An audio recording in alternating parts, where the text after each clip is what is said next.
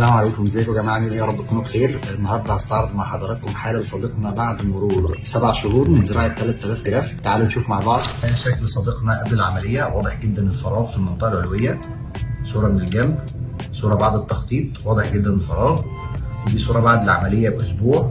الحمد لله ده شكلنا دلوقتي بعد 8 شهور تقريبا من زراعه 3000 جراف. زي ما احنا شايفين ما شاء الله يا جماعه خط الشعر، يعني انا ما اظنش ان حد بيتخيل ان احنا حتى خضنا تجربه الزراعه. استاذنك كده تبص يمين شويه زي ما احنا شايفين ما شاء الله، بص الناحيه الثانيه. استاذنك تبص لتحت خالص زي ما احنا شايفين يا جماعه ما شاء الله الكثافه. طبعا احنا زرعنا المنطقه الاماميه، لسه المنطقه الخلفيه متحسنه شويه بالعلاج، لكن ان شاء الله نحاول نعمل لها المرحله الثانيه. زي ما احنا شايفين احنا يعني مصورين في اعلى اضاءه ممكنه.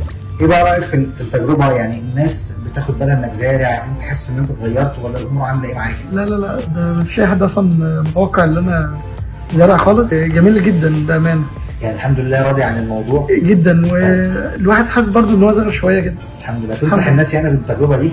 جميل جدا. الدكتور يعني عبد الرحمن ممتاز بامانه بامانه والله. الله يعزك يا رب. يعني انت الحمد لله حاسس ان التجربه دي فرقت في حياتك بايه؟ بحاجات كتير جدا. يعني شكلي كنت بلبس على طول الكاب، دلوقتي بمشي براحتي وبسرح زي ما انا عايز، فالدنيا حلوه كده بامانه. الحمد لله. اتمنى دايما يكون عند حسن ظنك كده، وشكرا جدا حبيبي.